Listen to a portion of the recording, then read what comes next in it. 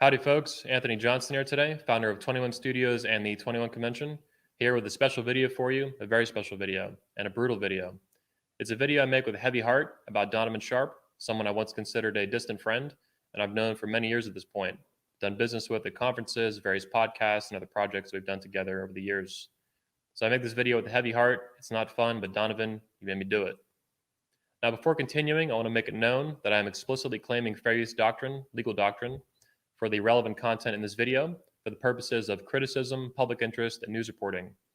Over the past few weeks and few months, no less than 300,000 YouTube subscribers have shown interest, public interest, in the true nature of Donovan Sharp, the individual behind that brand, Edwin Alexander Hopkins, and the entire business of Donovan Sharp and that media personality that he operates on YouTube that we'll see here in just a second. You can read more about the fair use doctrine, of course, at copyright.gov, Wikipedia, various other major sources on the internet. It's no secret on YouTube. Now, Donovan Sharp, before continuing further here, is a public figure. He's specifically a media personality, a social media personality, content creator, things like that, in general, and specifically in the manosphere community that has millions of men involved in it. You can, of course, read about the definition of what a public figure is here on Wikipedia, various other news articles about it. Donovan Sharp's YouTube channel itself has over 110,000 subscribers, so pretty big there. That's larger than most newspapers, for example. And he has achieved on this channel over 13 million views, and even more on other platforms like Twitter, Instagram, and so on, Facebook, and all that, where he has content, his own website, all that. So I think by any reasonable definition, Donovan Sharp, as a brand, as an individual, Edwin Hopkins in real life, is a public figure in the modern age by a substantial margin. This is not a small channel. This is over 100,000 subscribers that want to know, learn from him. They want to know things from him. They want to watch his content, be entertained, be educated, and so on. So he's a public figure. This is also an article from Glenn Greenwald at Substack. This is the legendary reporter that unveiled the Edward Snowden issues many years ago, I think back in 2013. This is a recent article Glenn put out. He's the founder, by the way, of Substack, titled "Criticizing Public Figures, Including Influential Journalists, is Not Harassment or Abuse." I suggest you give that a read at some point. It's a great article. And I think it's highly relevant to this video, to Donovan Sharp, and the content and the truth that I'm going to unveil to you throughout this video. It is not fun. Again, Donovan, you made me do this. And I do this video with a heavy heart, man. Finally, before the introduction here is over, I want to make it known that there's going to be a lot of trash talking, a lot of shit talking throughout this video. That's just kind of who I am. I do think it's also useful for the content throughout this video. But behind that, I want you to keep in mind that the content is also very serious. So however funny it is and the shit talking and the cursing and stuff, that's in part me being me. In part, I think it's useful and it'll help, kind of keep things flowing. And also, I think Donovan has earned that. And I mean that. So I pull no punches with it and I make no apologies for the things that will be said in this video. So that's it for the introduction here. I appreciate you tuning to this video. I suggest you put your coffee down, buckle your seatbelt. It's going to be a wild ride as you join me down the red pill rabbit hole of the manosphere. Court is now in session.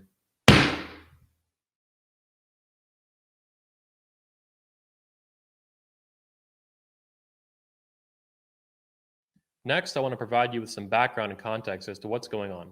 What's my history with Donovan Sharp? What's his relationship to me and the companies that operate in the events? And more widely, what has Donovan been up to in the manosphere? What kind of beefs and fights has he been involved in or starting? And what's this going on around him in general? So first up, let's have a look at his history with myself and the 21 Convention that you guys are most familiar with. So first of all, this is Donovan speaking at the 21 Convention 2018 in Orlando, Florida. Over 200 men. This is actually a still of his video on YouTube. It's got over 200,000 views, pretty popular. And you guys can go check that out. All of our speeches are published free to the world. You're welcome. Thank you. So that's him speaking there in 2018, the first time he spoke. This is Donovan Sharp on the 21 Report show, hosted by George Bruno. They had a nice long conversation together, nice discussion, one of several that they've had together. That was in the spring of 2019, this picture and this interview. Also available on our channel for you guys to look at. They're not going anywhere. This is Donovan speaking or taking a group shot with the other speakers at the 21 Convention 2019 of Orlando, Florida, the third and final event that Donovan took part in and engaged with. This is a portrait shot of Donovan. We have thousands of these speakers from the event. This is very standard. Him just standing in front of our banner. This is him, of course, in his 2019 speech, part 1 of 3. The whole thing is also available as well on our channel for free to the world. You guys can check that out. Donovan is also a host, one of the most frequent hosts we had for a long time on the show, on the Redman Group show. And this is actually the Redman Group Live, and there's Donovan with the Make Women Great Again hat, ironically. And we film these, the physical version of the Redman Group at the 21 convention events, typically at the end on Sundays or even the Monday after. This is Donovan hosting the Redman Group web edition, the digital edition you guys are familiar with, the classic edition, I guess we can call it at this point. There's Donovan top left, myself, Socrates, Steve the Dean Williams, DDJ from Miss Andrew Today, and Stefan Molyneux from Freedomain. Donovan has been on dozens and dozens of these shows for the Redman Group, and he's actually one of the founding panelists of it way back in 2018, February, when we started the show on YouTube. So Donovan has a long, long history with the 21 convention, and he's been at 3 events and done all kinds of things with us and with what we do. Moving on. There we go. So that's his relationship with me and his history with me in brief. It's a little more complicated in real life, but that is what it is. In short, it's a real life relationship. We've had dinner together several times. We've met numerous times. I met his wife, all kinds of things like that. So it's a real relationship, not an e-relationship or, internet limited relationship like that. Now, what has Donovan been up to? Let's have a look at that. This is the MGTOW Dictionary channel. It's got about 3,000 subscribers. And this is one of the main channels that Donovan has been beefing with and fighting with for several months at this point. And Donovan basically, in my view, I'll try to give an analogy for it. Donovan has basically walked up to a MGTOW bee's nest or hornet's nest and started beating it with a stick like a fucking piñata. He has been fighting with these people and antagonizing them for months and months and months at this point. And not surprisingly, when you walk up to a bee's nest, start hitting it with a stick like a piñata, the bees come out and sting you. Donovan then has turned around and repeatedly called all these people, not just this channel, MGTOW Dictionary, but all MGTOWs in general, in my understanding, gay. He calls them gay over and over again and many other insults and things, which I think rises above the level of criticism to just basically insulting them. Picking fights, starting fights. Before continuing on to other channels that are related to this, I want to show something here. Something called Darvo. And those of you that have studied psychopathology, psychology in general, cluster B personality disorders, or BPD chicks as we would call it in the manosphere, Darvo is a very important term that you should know. It's an acronym, actually. I'm going to read the description here from Wikipedia for you guys. DARVO is an acronym for Deny, Attack, and Reverse Victim and Offender. It is a common manipulation strategy of psychological abusers. The abuser denies the abuse ever took place, attacks the victim for attempting to hold the abuser accountable, and claims that they, the abuser, are actually the victim in the situation, thus reversing the reality of the victim and offender. This usually involves not just playing the victim, but also victim blaming. I want this to really sink in for you guys watching this video, because we're going to revisit this later in the episode here, in the video, in the show. I believe this is one of the core elements of how Donovan engages with people who have any disagreements with him at all. DARVO, deny, attack, and reverse victim and offender. This is his go-to strategy for dealing with people. And I believe that is exactly what he's been doing with the MGTOW Dictionary channel, all the people that are involved in this channel, and other channels, such as Black Pill Truth and a few more. Before continuing on there's a quick clip I want you to see of Donovan here, where he actually refers to these people directly, pretty recently. $5 Australian says, you know what isn't a fraud or a scam? Damn it, Donovan. Effing sharp, proven results guaranteed when you apply the knowledge. Yeah, right. I got a lot of guys out here calling me a fraudster and a scam artist. And dude, I don't know what they're saying because I insulate myself from that stuff. Just let them talk. I just let them talk. Dude, listen, man, my results speak for themselves. Speak for themselves. It is what it is. Jay Perez.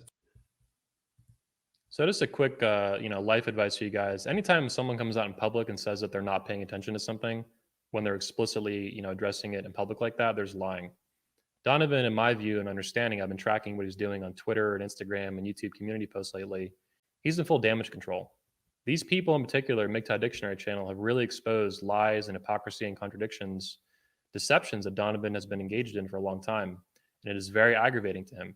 And he has been knee-jerk reacting to them for weeks and months at this point, nonstop, all over his Twitter, all over his Instagram, all over his YouTube community posts.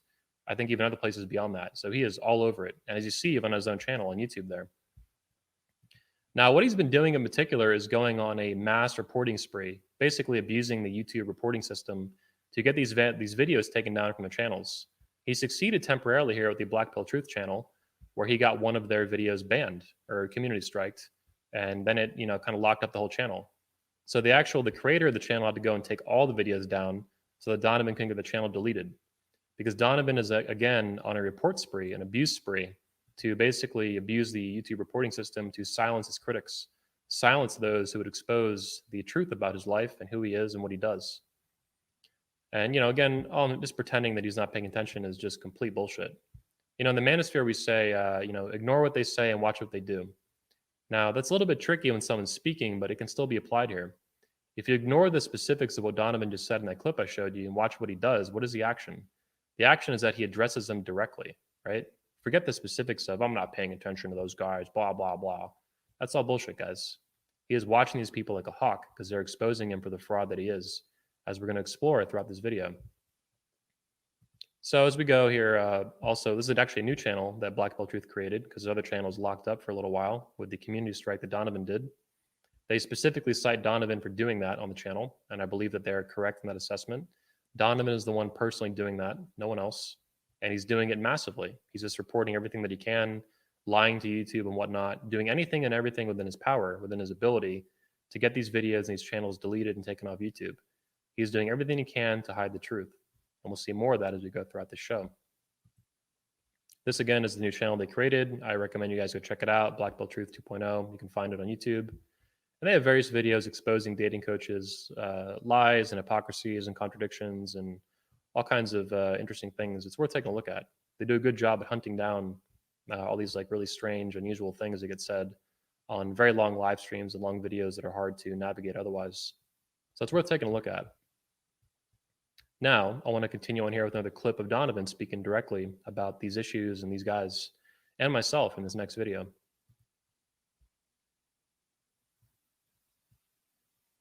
They never stop becoming angry with women. These are your black pill guys, right?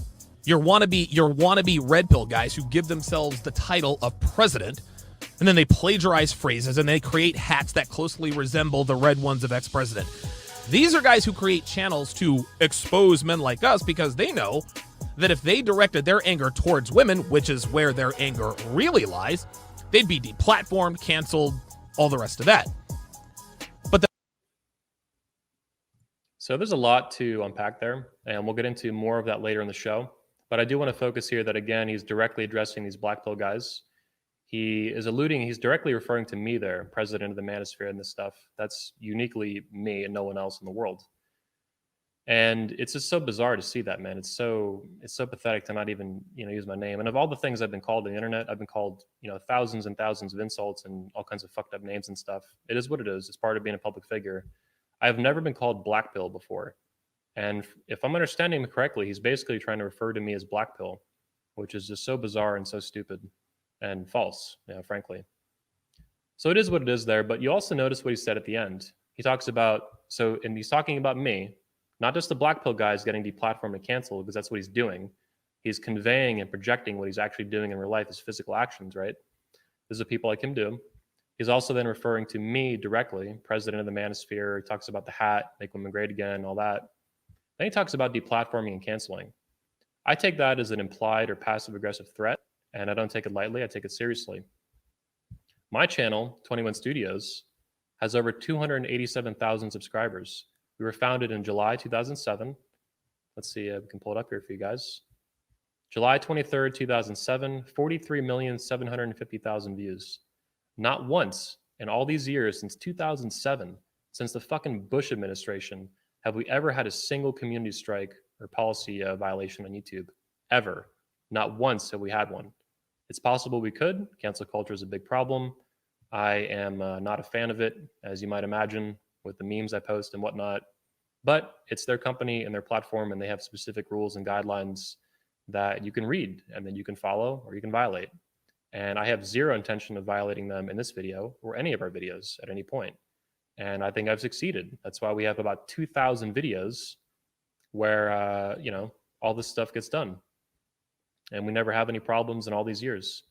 So Donovan alluding to all this, deplatforming and canceling, when he's actually doing that to these guys, I take it as a threat not only against them, which is fucked up. He's picking on small channels, guys that don't have access to attorneys and funds and companies and relationships to defend themselves. I think he's directly threatening me, and I don't take it fucking lightly, and I don't appreciate it. So we're gonna have some fun, Donovan. We're gonna go. Oh, by the way, these guys are fucking with him back. So he's taking on their channels, right? Fucking up their shit, and they get him banned from Twitter. So again, this is what happens when you run up to a bee's nest and treat it like a piñata. Then you run away screaming, crying victim. Well, I think you asked for it, Donovan. You're reporting their videos, trying to get them deplatformed, kicked off YouTube.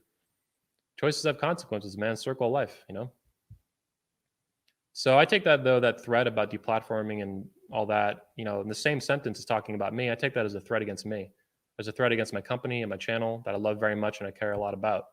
We've helped millions of men make their lives better, become more masculine, become better fathers, become better men. And even now for women, we have videos too. So I don't appreciate that. I don't take it lightly. And we're going to do something about that, Donovan. Because I can guarantee you the number one thing Donovan's going to do when this video comes out is report it and try to get it taken off YouTube. He will lie to YouTube. He will abuse the system. He will mass report it with bots and whatever other accounts he has and all kinds of fucking stupid shit like that. He will do everything within his power to silence this video. And I'm not going to let that happen under any circumstances. Number one, we will have backups of this video on other platforms like BitChute, LBRY, and Odysee. But much more above and beyond that. I don't want Donovan hurting my channel, lying to YouTube, or manipulating the system to try to get me a community strike for the first time in 14 fucking years. So we're going to play another clip here that's pretty fun of Donovan. Check it out.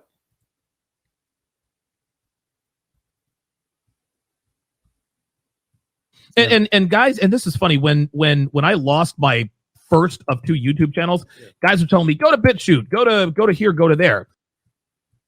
And guys, and this is funny, when I lost my first of 2 YouTube channels, guys were telling me, go to BitChute, go to here, go to there. So as you just heard, Donovan Sharp lost 2 prior, here we go. Donovan Sharp has lost no less than 2 YouTube channels. He just admitted to that on video. Those channels were terminated, they were banned. And we're going to see those in just a second. But here's his current channel. And again, here's him. Guys, and this is funny, when I lost my first of 2 YouTube channels, guys were telling me, go to BitChute, go to here, go to there. So again, for any YouTube employees watching this video right now, because this guy reported it falsely and maliciously to silence the truth and him being exposed, this is his current YouTube channel. And that was him bragging about on a public live stream on YouTube, another channel, that he previously had 2 channels terminated. So this is his current channel. You can find it, /C Donovan Sharp. Search Donovan Sharp on YouTube, pull right up. And it gets worse. Here's Donovan's biography on the Return of Kings website that he wrote for many years. And his biography states, Donovan Sharp. Donovan is a sexist son of a bitch who objectifies women by keeping them on their toes, their backs, and their knees, where they belong. Although he's been banned from Twitter and YouTube, that doesn't stop him from dropping Red Pill Truth Monday through Thursday evenings at 7 EST, 4 PST on TSR Primetime with Donovan Sharp. Blah, blah, blah. There you have it. And if we open up the link on that website there, that bio, here's what it goes to. His old YouTube account. Links will be in the description, by the way, for any YouTube employees or contractors watching this video. Here's what it says. This account has been terminated due to the multiple or severe violations of YouTube's policy against spam, deceptive practices, and misleading content or other terms of service violations. Nice, Donovan. You're a real fucking champion, bro. Here's another channel that he had that he got banned. And any YouTube employees can easily look up what this channel was historically. It was all Donovan Sharp run by him on every video. They were his channels. This account has been terminated due to multiple or severe violations of YouTube's policy prohibiting hate speech. Wow, Donovan. You're really racking up the medals, bro, on YouTube, getting banned over and over again. You got severe hate speech. You got spam, deceptive practices, misleading content. Fucking shit show, man. So, Donovan, if you want to report this video, well, let me back up here. We're going to play a game, Donovan. It's a fun game. It's called Push the Button. And our friend Chris Tucker has some sound advice on how to play that game. Thumb up? Huh? Come on. Push the button. Come on. Push the button. What are you doing? I'm just playing along. Come on, push the button. Yeah, come on, push your button. Blow everybody up. Yeah, blow everybody up. Push the goddamn button. Push the goddamn button! So there you have it, Donovan. I know you're watching this video right now, and you can push the button and falsely and maliciously report this video and try to get it taken down. In doing so, you'll blow up your own channel. Congratulations. So again, push the button. Like little Asian girl said, like Trish Tucker said, you know? Push the button, man. Push the fucking button. Now that's it for this segment. We'll get into it here next with you guys. Appreciate your patience here in the video.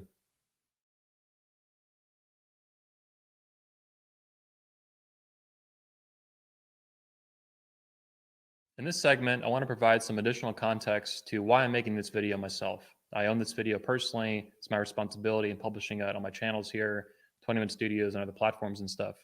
So why am I making this video, right? And that's, in the context as we discussed, as Donovan's been fighting with other channels. The MGTOW Dictionary channel, the Black Pill channels, all these people, right, for a long time now. Those fights have been occurring completely or largely independently of me for, a long time now, 3, 4, 5, 6 months, maybe even longer. So I'm making this video and it's specific and it's my responsibility. And I want to own that and talk a little more about why exactly this is being made. Didn't come up out of nowhere and it's been made for a reason. So to begin, I hadn't talked to Donovan since the last time I talked to him before, much more recently, was summer 2020, like late June. He called me. There was a thing about speaking at the 2 events that he was scheduled to speak at that point at 21 Summit, held later that year. 3 conferences in one. It was our 14-year anniversary. 21 Summit consisted of 3 different conventions: the 21 Convention Patriarch for Fathers, the 21 Convention Main Event for Men, and the brand new 22 Convention for Women. Donovan was supposed to speak at 2 out of 3, and he dropped out of both in the midsummer. We'll get to why that is in a few minutes. So, I talked to him in the summer, and then I didn't hear anything from him for a long time. Months and months went by, I'd hear nothing. Then all of a sudden, someone sends me a link in late January to this. January 26, 2021, Donovan came out of nowhere. He had not emailed me, not texted me, not called me, nothing. He had all this information available. We've known each other for years. And he attacks me in this video harshly. It's constantly criticizing me, the whole thing. The thumbnail alone is basically all about me and 21 Convention. On the right-hand side, there's memes that we have created about the fraud father, Fraulo Tomasi. Some of you might know him. That's for a separate video. Good God. Anyways, this video came out, and by my understanding and my interpretation, it's a majority hit video on me. And it's running cover for Rollo. So that's the first time I had talked to, or not talked to, but I'd heard anything from Donovan in a long time. It came out of nowhere. I didn't like it. I didn't appreciate it. And I thought about firing back. I viewed it as an attack. I viewed it as kind of a hit on my reputation that was uncalled for. It was wrong, and it was deceptive and misleading and all these different things. And my gut instinct was to fire back, counterpunch, and attack, like I typically do when people attack me, such as Richard Cooper, who attacked me in February 2019, and Rollo Tomasi, who publicly attacked me in June 2019. These are different arguments and different debates we can have, but those are the facts that would happen. You guys can verify that for yourself and check it out. In this case, I did something different, something that was very hard for me to do, which is outside my comfort zone, which is to not fight back immediately, not counterpunch, and not attack somebody once they attack me. So I did something different for a change. I tried something new. And it was actually difficult for me to do that, but I did that. So this attack in January went largely just beyond under my radar. I was aware of it. I saw it. I didn't like it. And then I just let it go. I didn't do anything. I didn't make any videos, nothing, right? And I think for a while there, I thought I made the right move. Weeks went by, about 3 weeks, and nothing new had come up. The video went out on Donovan's channel, got some views, and then it kind of just faded away. Nothing really happened. And I was like, oh, cool. I tried something new, and nothing happened after the fact, and it was probably a good move. I don't feel like fighting. I don't feel like, getting involved in this fucking drama this guy's trying to start with me. Let me just walk away, be the bigger man, so to speak, and let things just be as they are. Who gives a shit? My channel is much larger. It doesn't matter to me. Donovan's going to do whatever he's going to do. I was wrong. In February here, about a little bit less than a month after this video was released, Donovan goes on, let me actually show it too. Initially, it was aired on Bulldog Mindset's channel before being rebroadcast on Donovan's channel. Bulldog Mindset, John Sames, has over 250,000 subscribers. This video is a more than 60-minute character assassination attempt on me, an attempt to attack me in public, to ridicule me, to undermine my character and reputation. It's very underhanded, it's very snaky, it's very shady. And I got to see a lot of it live. This is actually a regular chat that John Sames is highlighting on the show, live during the show. So this went out to John's channel. Over 250,000 subscribers the video was sent to. And it is nonstop shit talking by Donovan, right? The whole fucking time. I encourage you guys to go watch it, by the way. It's still available on John Samez's channel and even Donovan's channel. You can go check it out for yourself. Rather than just believe my interpretation, I encourage you to verify that. It's a little over an hour long, and it's worth watching. And again, he also broadcast it here on his own channel, Donovan Sharp's channel. So rather than get into it, investigating a over hour-long interview, I just want to provide you guys some quick interpretations from third parties, second party and third parties that were involved or watched this go down and watched the stream itself. What they thought of the stream. Was it an attack or was it not an attack? Like the January 26th attack. Because this is now the second time in about less than a month, less than 30 days, that Donovan Sharp had attacked me in public on major channels. Not even on his own channel at that point, which is bad enough. 100,000 subscribers. He goes to a new channel and attacks me on that. To over 250,000 fans of John Samez, right? Attacking my credibility, reputation, all these things, these lies and slander, as I consider them. So I'm going to show you guys some quick interpretations from 3 different men. The first one will be from Steve the Dean Williams. He's commenting on the January 26th attack, where Donovan tries to call me out for starting shit with people, which I do not do, in spite of what you may believe and the fake news and all that. People typically attack me, and then I fire back, and I just keep making fun of them indefinitely because it's a lot of fun, and I think it's useful. After that, we'll have a quick, we'll have comments basically on this interview from John Samez and from Tony Bruno, commenting more generally on the issue. So the first one's from Steve the Dean, and again, it's a quick comment on this here, what's going on with this video, which you can also watch. It's on Donovan's channel. It's still up. Donovan's thoughts here on this hit piece attacking me and completely allowing the fraud father, Rollo Tomassi, to get away with attacking tons and tons of people, starting more shit with anyone in our community by a long shot, even than Donovan, which I think is a huge fire starter as well.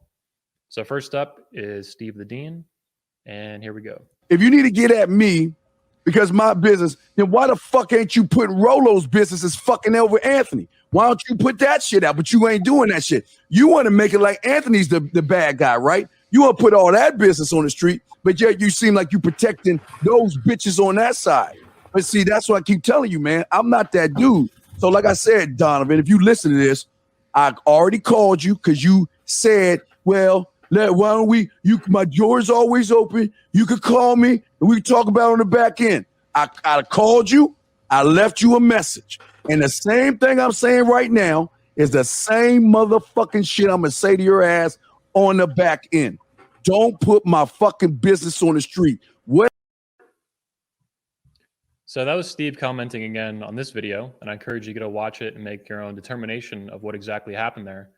But in my view and Steve's view, basically Donovan is attacking me and he's letting Rollo get away with murder, attacking tons and tons of people and not calling him out even once and focusing most of the video on me, just as the thumbnail basically implies here. All right, trying to play concern troll, trying to police the manosphere like we're all going to sing Kumbaya and get along, and good old Donovan's going to save the day, the red pill dating expert. Yeah, right. So now we're going to look at the second attack, the one that I should also encourage you to take a look at, the interview on Bulldog Mindset's channel initially before it aired again on Donovan's channel. This was much more extensive than the quick 10-minute video or whatever this is on his own channel that launched in January. Again, this is from almost a month later. Donovan comes back out again. I had not responded to this at this point to this video, done nothing, right? Just let it go. This is brand new. So now we're going to get comments from John Samez, whether he considered this video that's over an hour long an attack, character assassination, reputation tarnishing, these things, or was Donovan just being some innocent, nice guy doing the right thing? We're going to find out. Let's have a look. Let's see what John says first. Then we'll go to Tony Bruno. Goes on to a 60-minute fucking tirade. I'm not attacking Anthony, but let me engage in 65 minutes of character assassination, or I'm not really attacking him, but I'm kind of attacking him, calling him an untrustworthy piece of shit. That was the snakiest bullshit, just to speak candidly, I've ever seen on video. See, it was politician level shit, like disgusting. So here, yeah. I mean, there's a couple things I would say about that, and I'll get to the fraud question. But the thing is, the thing I think that's important to understand is different people view things in a different way, right? So again, I can't speak for Donovan because I don't know him. I'm not him, right? But and I don't know exactly what he meant, but I like to give him the benefit of the doubt in saying that he didn't believe that he was attacking you because he wasn't calling you names. Now, my interpretation, okay, and Donovan, if you're watching, this is my interpretation. and I said it during the stream, I tried to hint it during the stream. I didn't say it directly, but I'll say it now, is I felt like that was an attack on Anthony and it would be interpreted as an attack. That's why I said, hey, let's ask the audience if they feel like this is an attack. Does Anthony feel like this is an attack? Let's have him on. So that's John's interpretation of what happened. I encourage you to watch again the full video. You can get the full context of what's going on. That live stream is available on Tony Bruno's channel. Typed Tony Bruno 21 Surfer on YouTube, should pull right up. It's also available on 21 Studios. Tony allowed us to republish it, co-publish it on our channel. So you can find it there on our channel. It's pretty recent, came out on the channel. You'll see it. Now we're going to get Tony Bruno's interpretation of what happened. Somewhere in the clip, I wasn't able to find it for this, but he does explicitly indicate that he believes, like similar to John, that it was an attack on me, plain and simple. In spite of Donovan kind of denying that, and John there provides some of his own context to why he believes Donovan wouldn't think that, because he wasn't cursing at me and stuff, which I think is a pretty low bar to whether or not you're attacking somebody. You can commit all sorts of slander and defamation and character assassination politely without cursing. Me, I prefer to curse, dropping F-bombs, fuck you, fuck this, go fuck yourself. That's me and how I like to talk and I like to engage with people that I'm fighting with or having conflict with. Donovan's a bit different, as we discussed, with the Darvo and the manipulation and things like that. We'll get into that again more later, but for now, let's focus back and see what Tony Bruno has to say about the situation. Yeah, I don't look at, like, I knew the reaction from the video. Anthony really didn't react from the video from Donovan last week, but I knew the reaction from yesterday's video was going to be harsh and it was going to be crude. I do not look as, I know Anthony because I talked to him. He was not angry. He wasn't angry at all. This is his response. I don't look at as it's Anthony's reaction.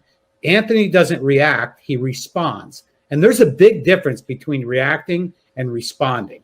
Okay? Donovan, what did you expect? I mean, truthfully, what did you expect? I mean, that's, we've been, people have, bitched about the Rolo thing. And you know what? I'm okay with it. I'm okay with it. It doesn't bother me.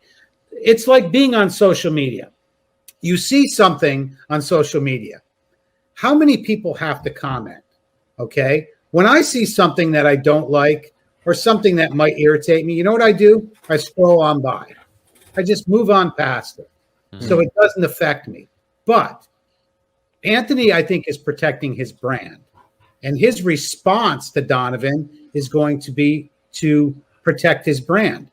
And yeah, is he going to be tongue-in-cheek at it? Yeah, we know that. We know that. I mean, and to me, that's okay. That's my opinion. That's okay. We knew there was going to be memes coming out. It's just, it's the response. And do we laugh at those? Yeah, I think everybody does. Maybe so. So that's Tony Bruno's interpretation of what happened. Once again, I encourage you to watch that full stream, or at least the parts around there for the full context, make up your own mind. I'm not here to dictate how you think. I'm providing to you what I believe to be true and my accurate assessment of reality to the best that I can give it. So before continuing, I want to focus again on what I was saying earlier about the initial attack in January before the one that came later, about 2-3 weeks later in February. So Rollo Tomassi, the fraud father, as I call him here in the meme, is a massive shit starter and starts more shit and more beef and more fights with anyone in our community by a long shot, even more than Donovan, who again, I think is a drama marketer and prone to doing this and has been known to do it in the past many times over, particularly in the black manosphere, as it's called. Now, as far as Rollo is concerned, let's have a look at who he attacks to really outline this, because this was not discussed in this attack video on me at all.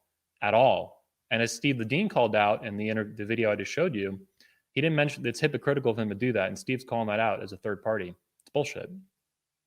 So first, let's have a look here. Boom.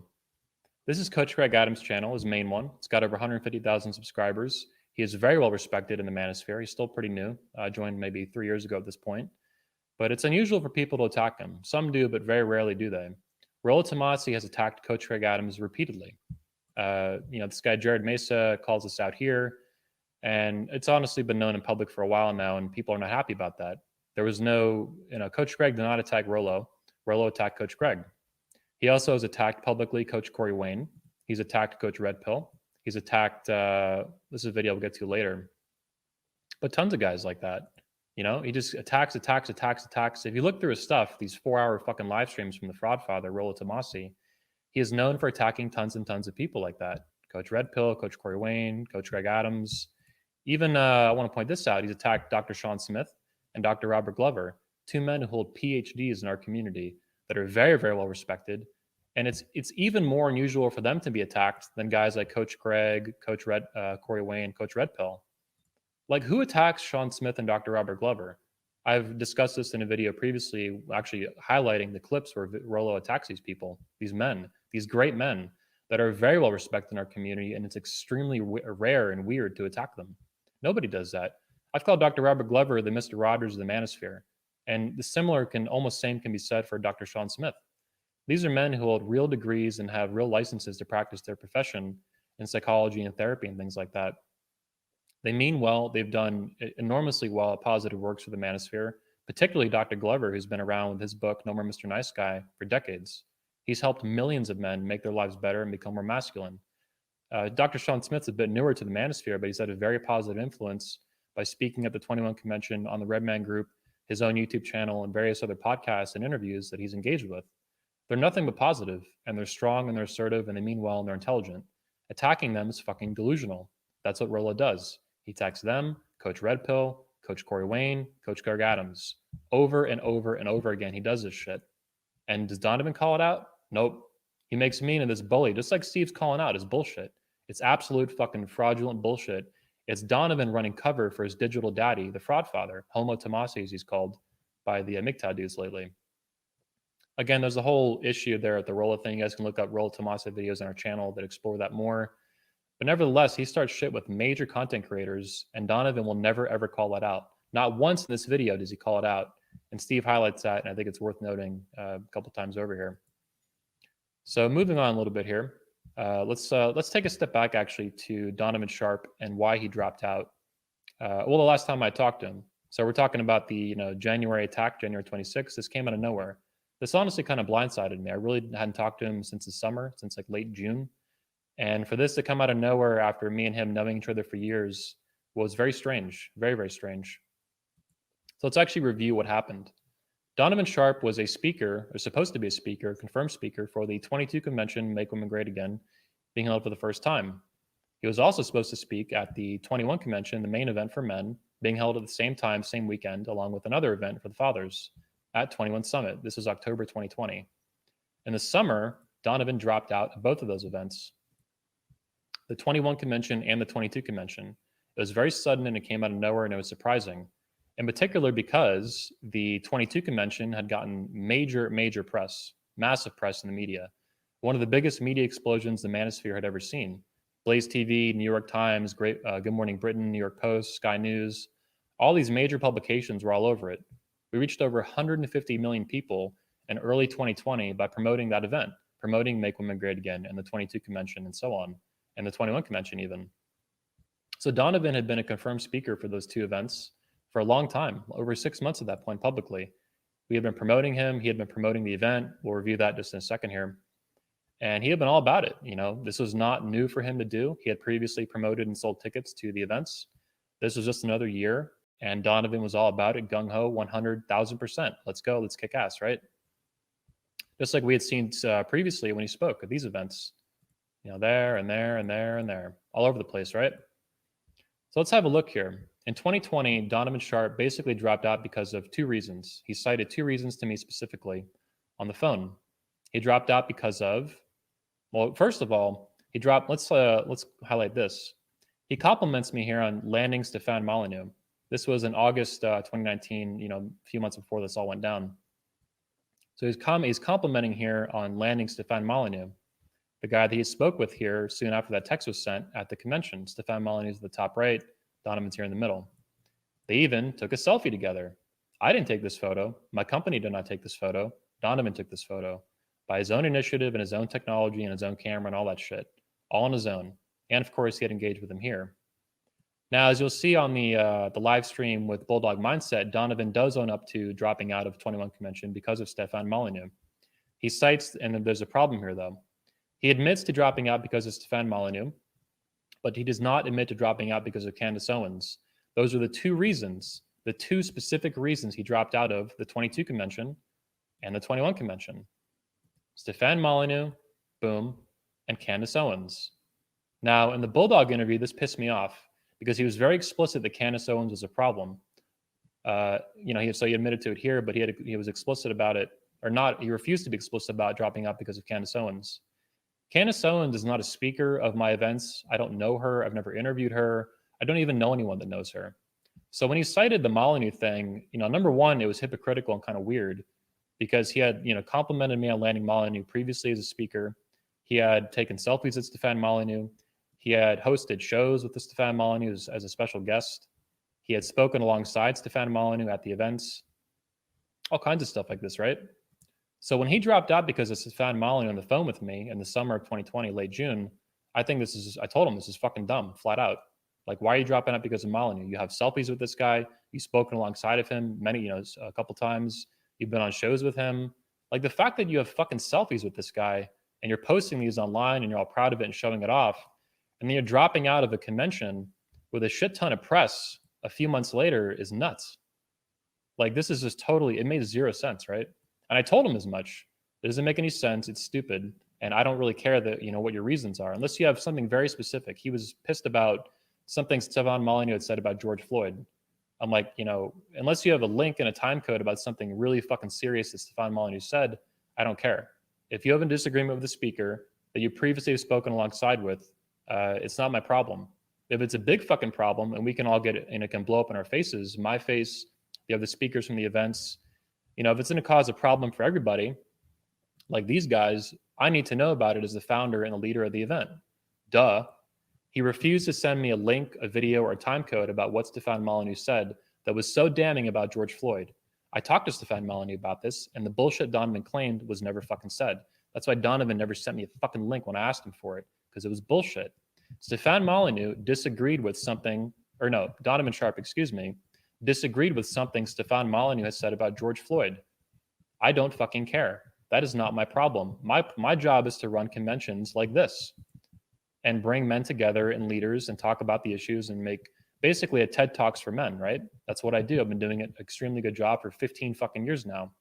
Little spats between speakers don't matter to me unless it's extremely serious and you can provide me evidence, a link, a time code, a transcription, anything to tell me why you're dropping out of the event that's so serious that I might need to do something about it, like get rid of Molyneux. Donovan even had the fucking nerve to tell me he didn't expect me to boot Molyneux out because Molyneux had a bigger audience than him. As if I give a fuck how big Molyneux's audience is. I would kick anyone out of my conventions if they're talking serious shit that is extremely negative and toxic and evil or something like that. I don't want to be around that shit. Elliot Hulse has the biggest audience, for example, out of any speaker at our conventions. He has over 2 million YouTube subscribers alone, like 500,000 Instagram followers, right? Millions of people follow him. If he started saying tomorrow, feminism's awesome, communism's fucking great, down with America, I would just boot him out of the convention. It's that simple. I don't give a fuck if he has millions of followers. Oh, well, what am I going to lose for money and ticket sales? I don't give a fuck. That's Donovan projecting his own fucking garbage at me for how he thinks. Like, I'm going to fucking keep Molyneux on because he has a big audience when he's saying some horrendous shit about George Floyd or whatever other fucking issues. No, that's a projection of how this fucking scumbag on the right thinks and acts as a businessman. It's all about money. It's all about fucking making dough and doing stupid shit like that. The hypocrisy here is pretty impressive, complimenting me on Molyneux, taking selfies and all this. But the Candace Owens thing really pisses me off, and he refused to admit to that. And that's one of the reasons I refused to even go on that live stream, because I knew he was dug deep into lying. And now he denied it on air, and that's a problem for him. That's a big fucking problem, because he owned up to the Molyneux thing. Here's him, by the way, when he crawls back into the convention. Well, let me focus here on the Candace thing. So Donovan Sharp denied on this show the Candace Owens being an issue. It was an issue. It was one of two reasons that he fucking dropped out of 22 convention and 21 convention in 2020. Here's me talking to George Bruno about it right after Donovan did it. I specifically cite the Molyneux and the Candace Owens thing. And the Candace Owens, again, is fucking ridiculous because she is not a speaker of our conventions. She never has been. I've never even interviewed her. I don't know who the fuck. I mean, I had to retweet her. That's basically what he was bitching about, that I was retweeting her, Stefan Molyneux was retweeting, all this crap that's irrelevant. As if I'm going to allow speakers to dictate who I retweet, who I like, and who I share. Bullshit. Anyway, this is a text to George Bruno in the summer of 2020. And I have half a dozen of these with other speakers where I was talking about how dumb this was of Donovan to drop out of the events and blame Molyneux, which is dumb enough because of the selfies and shit, and being all excited about it and complimenting me on it. But then the Candace Owens thing was even dumber because she's not a fucking speaker. She has nothing to do with our events, basically. Like, you know, who I retweet is going to dictate you speaking at the events. Are you fucking kidding me? Like, you don't like Candace Owens. I don't fucking care. I like some of the things she says on feminism and whatnot, and I'm going to retweet her whenever the fuck I want. It's my life, my mouth, my speech, my responsibility. I'm not going to be dictated to who I get to retweet and shit. So I have half a dozen of these. This is one with George Bruno. There's another half a dozen with guys like Socrates, Ivan Throne and stuff, where I'm talking about this. So why the fuck am I talking about this in the summer of 2020? And then he goes on this stream and all of a sudden it didn't fucking happen. It did fucking happen. He's embarrassed. He's embarrassed because Candace Owens, I'll show you guys this. Candace Owens is very well liked in the manosphere. And Donovan does not want his audience to know that he fucking hates Candace Owens. He hates her with a passion, as far as I know and as far as I can tell. So a couple of days ago, I put out this actually criticizing Candace, which is unusual for me, but I do here. I didn't like her tweet about this. I thought it was being stupid, so I kind of wrote that. You know, she has feminist propaganda in her head a little bit, even though she claims to be critical of feminism and these things publicly. And she is. She says some very savage things about feminism that I like and tend to agree with. If you go in the comments, you'll see hundreds, over 300 comments, and most of them are overwhelmingly positive in favor of Candace Owens and against Cardi B, with the public beef they have going on right now. The same can be said if Donovan were to post this stuff on his channel, the same thing would happen. She would be fucking overwhelmingly approved of in the manosphere, and he would look like a fucking idiot, a PR problem for going against her. That is why he denied that shit. And that's why I was talking about it here, or just talking about it in general in the fucking summer of 2020. It's his bullshit that he did this. Complete bullshit.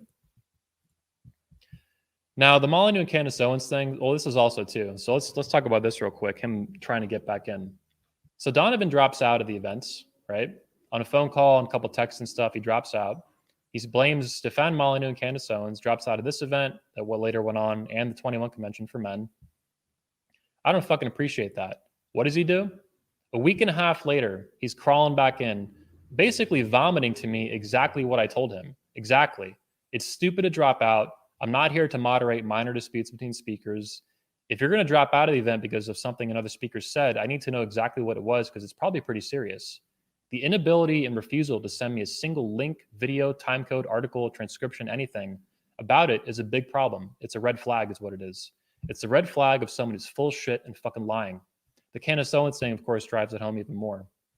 Now, the reason, too, I show this text is because Donovan does own up to the Molyneux thing half-heartedly, a little bit, on the John Samez interview, the one I just showed you guys here. What he does not do is own the Candace Owens thing in here in this text. And this is why he refuses, I think, to do so in public. He wants to evade it and avoid it and stay away from it. But that is exactly what fucking happened. And that's why I was talking about it to guys like George Bruno and other speakers when it happened, because it was so fucking dumb. And we talked about it for a couple days, and then it was history. Who gave a fuck? It's done. It's done. It's stupid. It's going to be put in history books, and it is what it is. So here's what happens next. After he drops out of the event, well, here it is. He's complimenting me on Jesse Lee Peterson, getting Jesse Lee Peterson as a speaker. Now he's here complimenting me on getting Coach Greg Adams and AMS to speak at the convention too. He's all about it. So what fucking happens, right? Here's the event. He drops out of the event. Here's the event that ends up happening. Now all of a sudden he wants back in. What happens is I launched the fucking speaker list a couple days after he drops out. Just coincidentally, it was about time to put out the speaker list. He sees the fucking speakers. He sees Jesse Lee Peterson. He sees Coach Greg Adams. He sees AMS. He sees that this is coming because he's been to it before. All of a sudden, this kid, this fucking idiot, this mama's boy, Donovan Sharp, is playing fucking musical chairs. He tries to get back into the convention he just dropped out of. Two of them, this one and this one. He drops out, and in less than 2 weeks, he's begging me to get back in the convention. Like it's musical fucking chairs, like we're kids. Like you can just drop in and out of major speaking engagements whenever the fuck you feel like it, for any fucking reason you want, including the exact shit that I told you on the phone when you dropped out like a fucking idiot over Stefan Molyneux, who you're taking selfies with and you're all fucking about him, right? Oh, good job. This is just stupid, man. This is so fucking dumb. And again, this is exactly why this exact text is why he owned up to the Molyneux thing in public, because he knows he's fucked. And the Candace Owens things he thought he could dodge, but in reality he can't. I was talking about it with a bunch of speakers, and it was one of the reasons he dropped out. I will say that I think the majority reason he dropped out is because of Molyneux, maybe like 60-40%, 70-30. I don't think Candace Owens was the main reason he dropped out at 22 convention. But like George Bruno recommends here, George Bruno's even doubling down. He wants me to double down and invite Candace Owens as a speaker to 22 convention, where eventually we did allow one or technically two women to speak and present at the events. Now, while we're on the issue of Make Women Great Again and the 22 convention, Make Women Great Again, where this all originated, the event that Donovan was confirmed to be a speaker at before he dropped out, along with the 21 convention main event for men.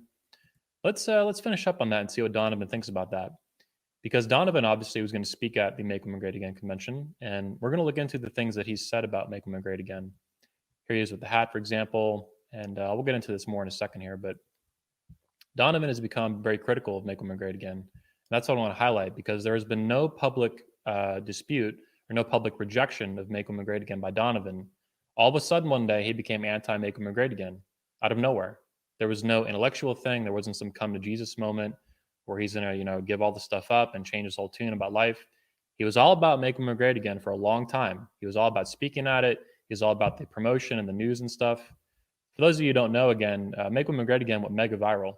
It reached over 150 million people in 2020. It was one of the most successful marketing campaigns, probably the most successful marketing campaign in the history of the manosphere, and something that is one of the most successful marketing campaigns in the history of the internet. It's massive.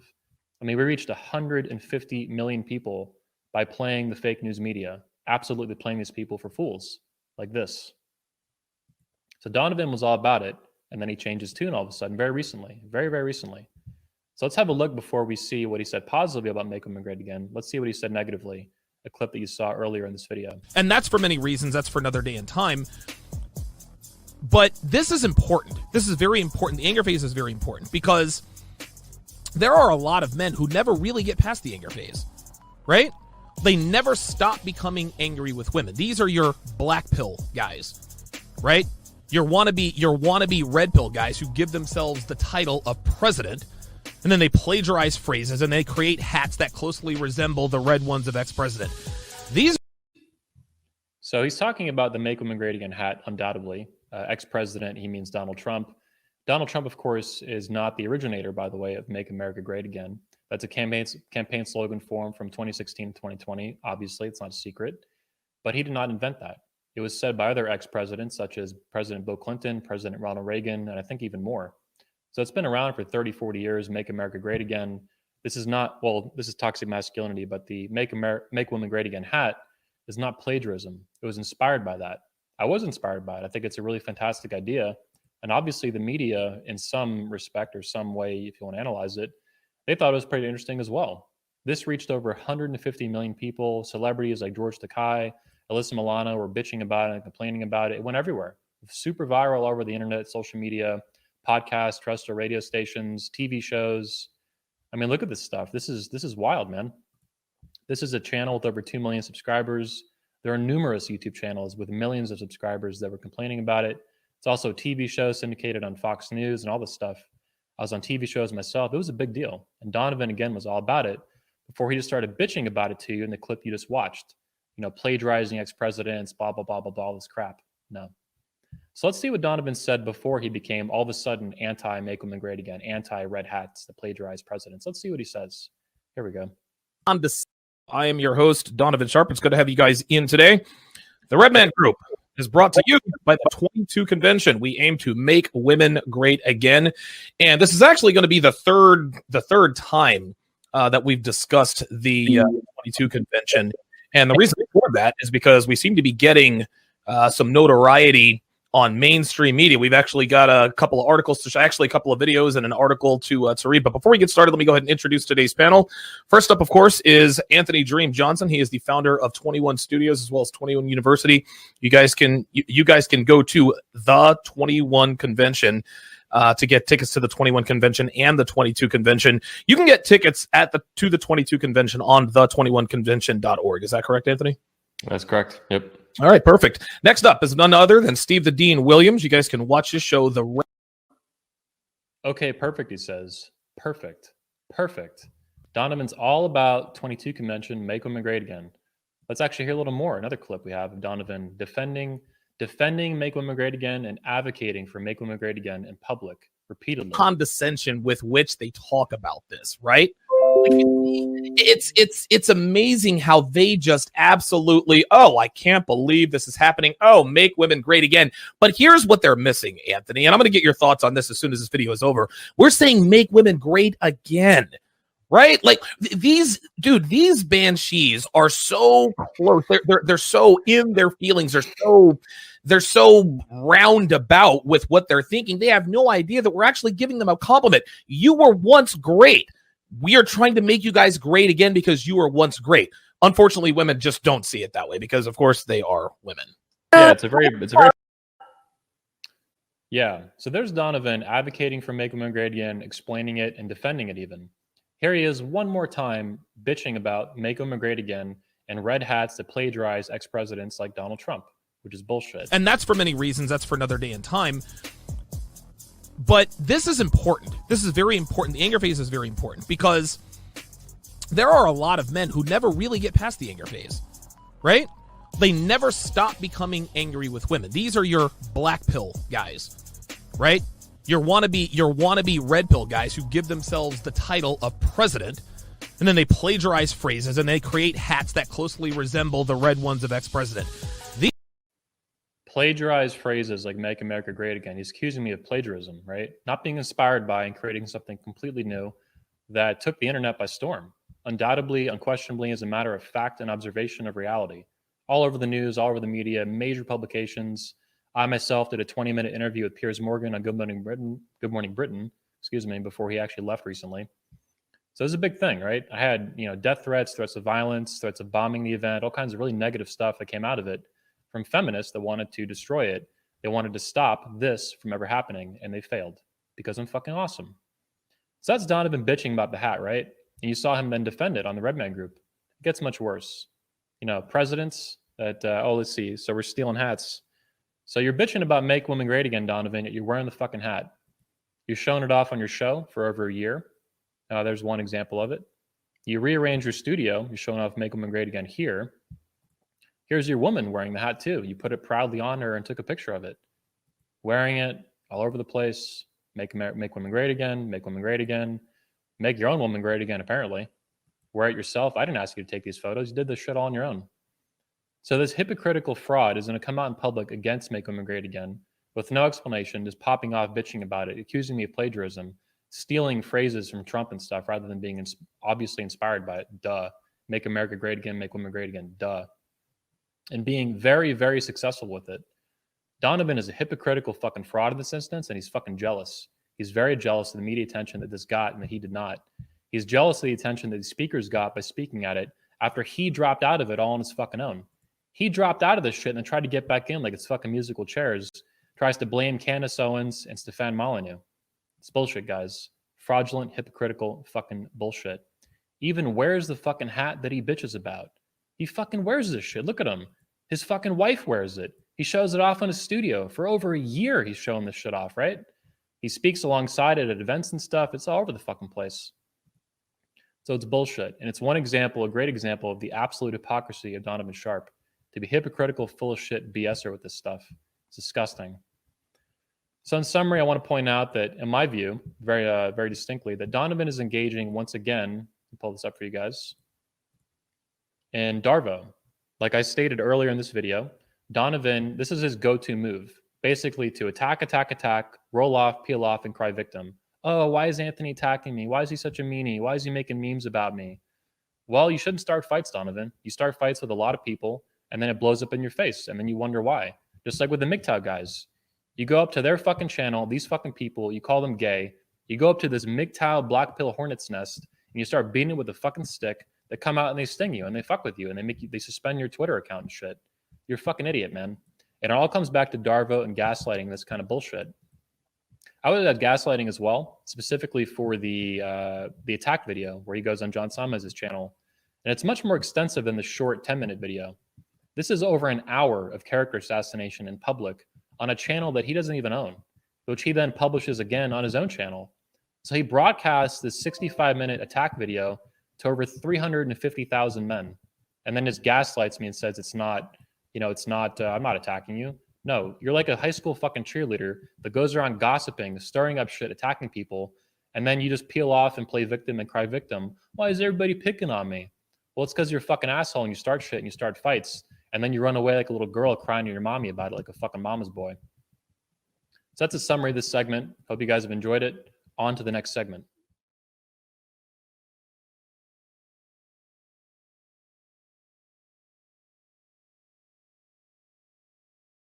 Now, throughout this video, I've been exposing the ways that Donovan so far has been hypocritical. He's been deceptive. I've even shown you the third-party, neutral party opinions and takes and interpretations on what's going on. For example, from Tony Bruno, John Sames, Steve the Dean Williams, on the various attacks that Donovan has made on me and things that he's done in public, what their thoughts are, as well as my own, as well as the very physical, blatant hypocrisies, such as with the Make Women Great Again hat, attacking it without giving an explanation for it, all those kind of things. However, this video is about to get a lot more serious, and I mean that, so buckle up and put your coffee down for a second here. What I'm about to expose to you is a Donovan Sharp who presents to be, he has a girlfriend, he's in a relationship, cohabitating. He claims he's in a relationship and that he has a girlfriend. This is false. For almost 2 years now, Donovan Sharp has been secretly married to a woman that he goes by Devon Sharp. You might know her from his YouTube channel. She used to be called Sharp Assist. Then once they got married, she became Devon Sharp. Interesting how that works, huh? In July 2019, late July. So we'll get more into who she is, and she's actually a public figure, by the way, and we'll demonstrate why that is in a little bit. But Donovan is in a marriage and has every intention of spending the rest of his life with this woman, Devon Sharp. Here's a picture of them, for example. These are publicly available off their social media and things. Donovan has been posting pictures of her all over his YouTube, pictures of her ass and stuff all over his public Instagram, even his Twitter and stuff, all kinds of stuff, right? These are publicly available. Well, his Twitter got suspended, but it's still available on his Instagram and YouTube community posts and all that. So he's been secretly married to this woman and lying about it for years at this point, almost 2 years come July. So let's show a little clip here too of what exactly I mean by lying. This is a video recently filmed in Miami, Florida, filmed a few weeks ago, where he explicitly publicly lies about this and mocks it, trying to evade it. You know what I'm saying? Yes. Listen, I have a confession to make. Confession to make. Yes, I am secretly married to Devon. There you go. Unbelievable. Let's watch that one more time just so it really sinks in. What you're seeing, what you're witnessing, even how uncomfortable it is and cringeworthy. Give it a watch one more time here.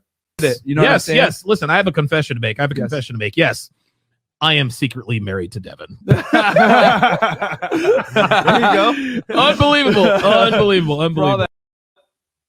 So what Donovan is doing is denying through, in the comments that on that video get roasted, they roast him. He's basically, through comedy and humor, he's trying to brush off the accusations that he is secretly married to this woman, which was first exposed by MGTOW Dictionary several months ago.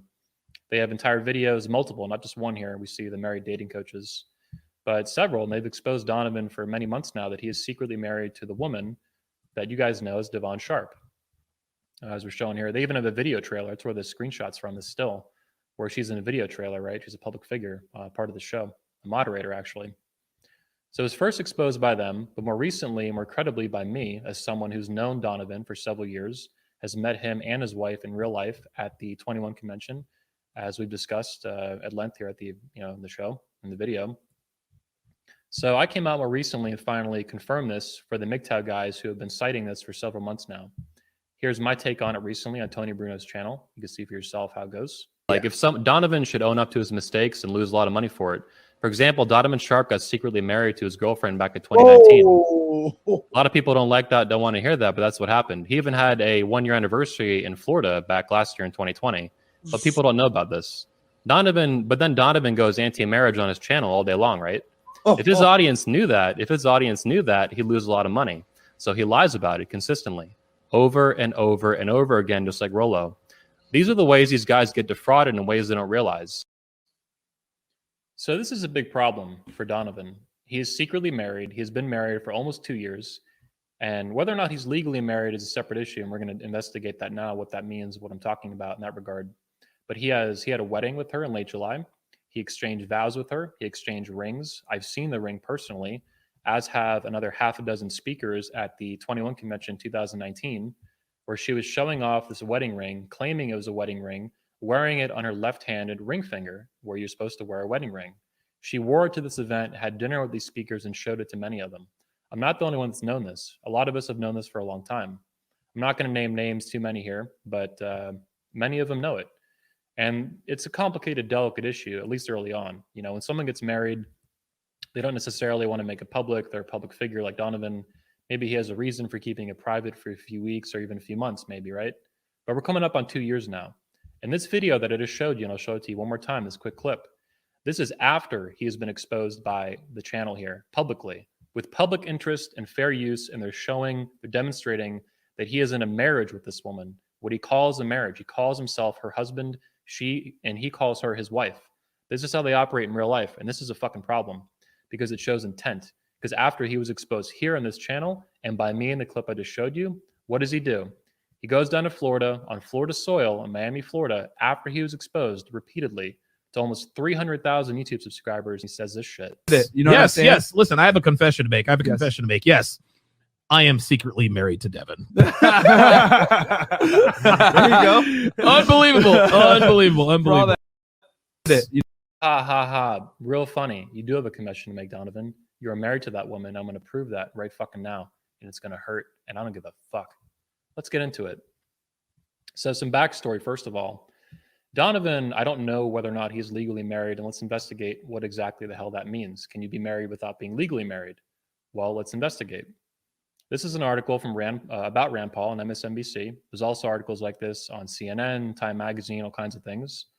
Rand Paul is an advocate, sitting U.S. Senator from Kentucky, by the way. Rand Paul is an advocate for what's called the privatization of marriage or private marriage. So is his father, Ron Paul, former congressman, 3-time presidential candidate, and medical doctor. He's a big advocate of private marriage as well.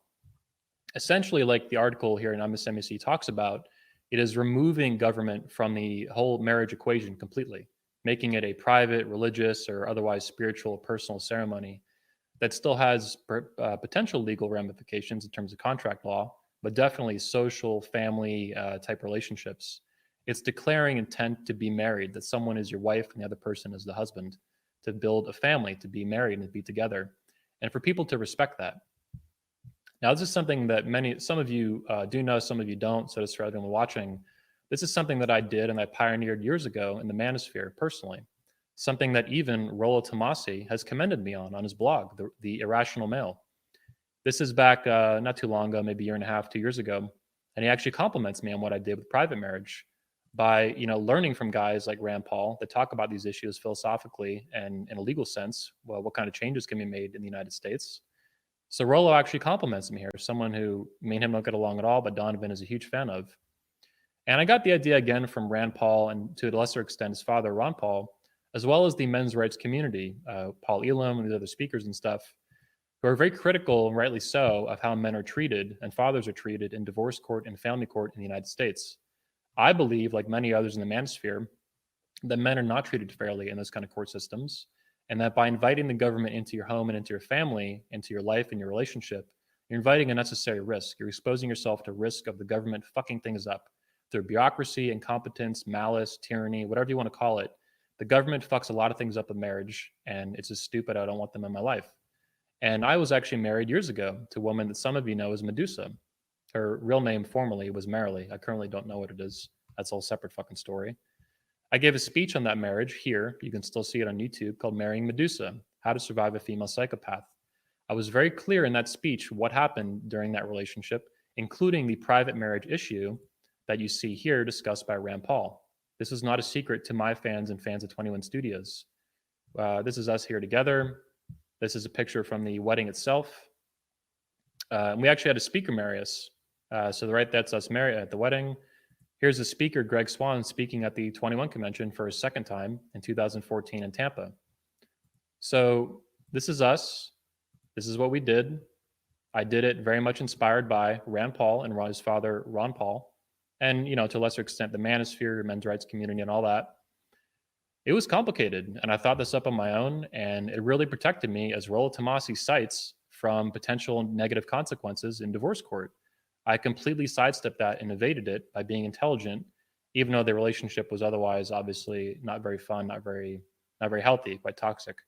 And the speech there is available. You can go watch and discover what happened. But if you notice what I'm telling you here very clearly, is that this was not a secret.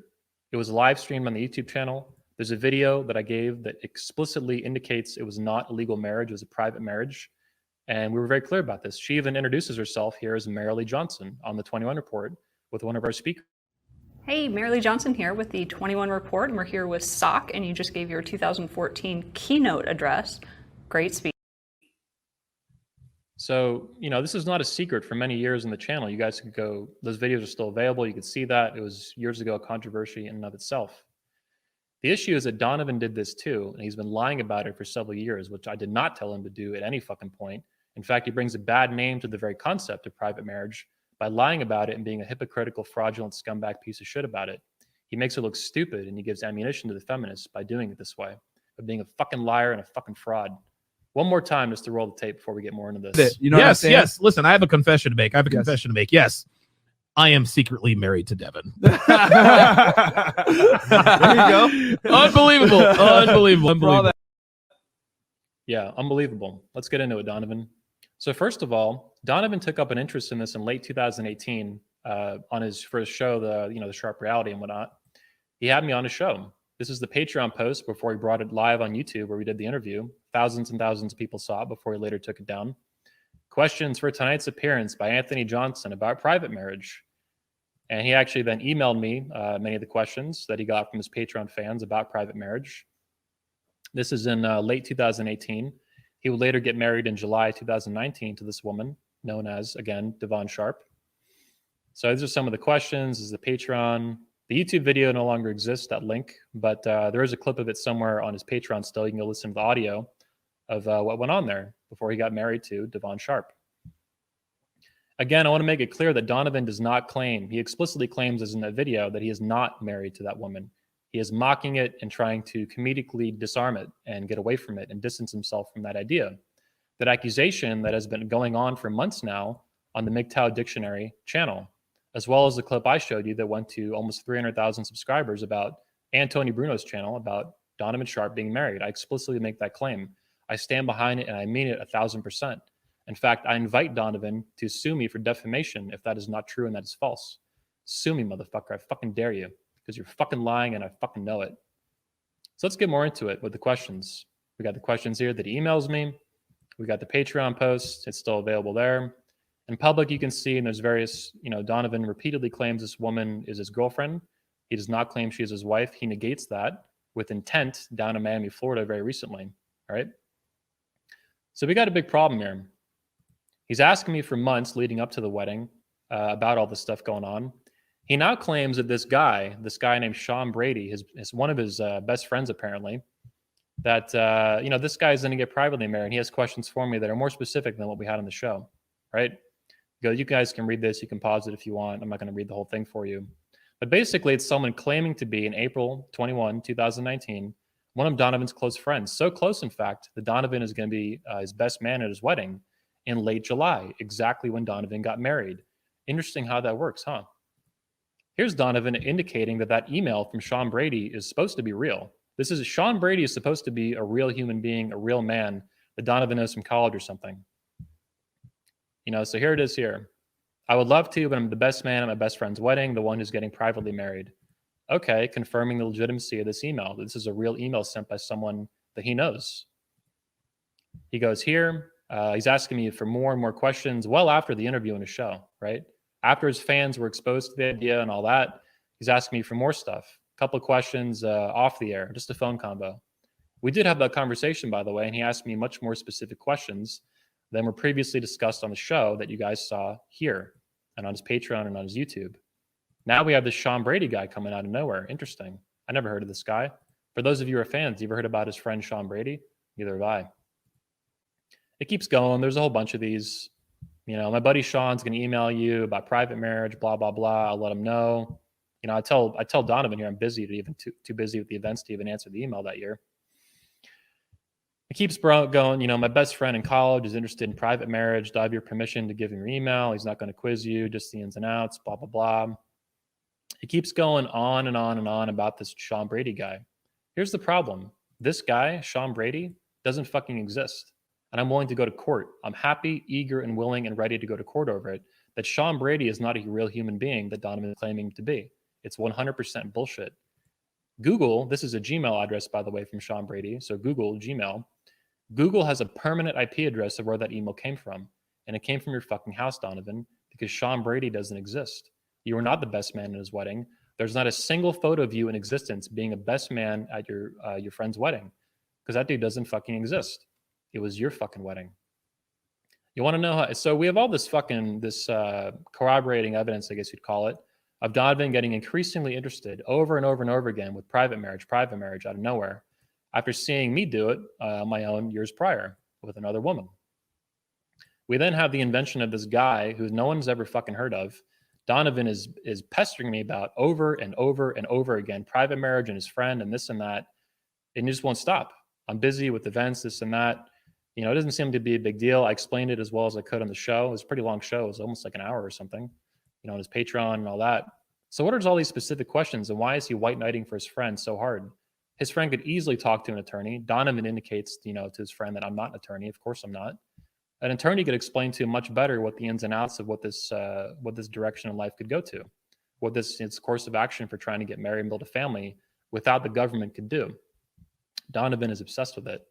But here's the kicker, guys. Here's what's really going to fucking, you know, fuck up your whole day. Donovan Sharp, right here with George Bruno. Donovan Sharp asked George Bruno to marry him. I know this for a fact. He asked George Bruno to marry him the exact same way that I had a speaker marry us, Greg Swan, from the 21 convention, and almost had Socrates marry us instead. It was a very tough call for me at the time for reasons that are just not important to the show. So Donovan did the same thing. He asked a speaker who he was close with, George Bruno, to marry him. George, of course, was busy at the 21 convention in Poland that year, so he couldn't go. Donovan even kind of fucks us up here, and he says now, let me see if I have it available for you guys. Yeah, it's not that important anyway. Donovan, by the way, later had his 1 year anniversary in Orlando, which you can see from this text, right after he ended up, 1 year later after getting married. So it is what it is. He asked George Bruno to marry him. The speakers have seen the wedding ring itself here. Many of them have seen it. She has explicitly claimed it's a wedding ring. She wears it on her ring finger, and it's a big-ass fucking ring. She's all about it, and she loves it. So why is Donovan lying about this? Well, we're going to explore that. But again, we need to reiterate that Donovan is repeatedly, he even had his honeymoon, by the way, down in Florida, right after getting married in July, when he was too busy to speak, of course, at the 21 convention in Poland in late July, because he was getting fucking married. One more time, this is Donovan Sharp denying this in public after being exposed and accused of being married to this woman. You know what I'm Yes, saying? yes. Listen, I have a confession to make. Yes. Confession to make. Yes, I am secretly married to Devin. There you go. Unbelievable. That shows very clear intent to continue hiding this, even after he's been exposed on this channel and on the video clip I showed you where I accused him of being legally married, and I'm doing it again. Or not legally married necessarily. He may be legally married, he may not be. Me and my ex-wife, Medusa, as you guys know her, we're not legally married. What did we do? We did the things that I discussed on Donovan's fucking show, on the Patreon show, on the YouTube show. We had a wedding, we exchanged vows, we exchanged rings, our families were present. We had a honeymoon in Hawaii, similar to what Donovan did in the Florida Keys. Picture I've right here. It's all over his social media still from when he did this. It was not a random vacation. It was a honeymoon after the wedding.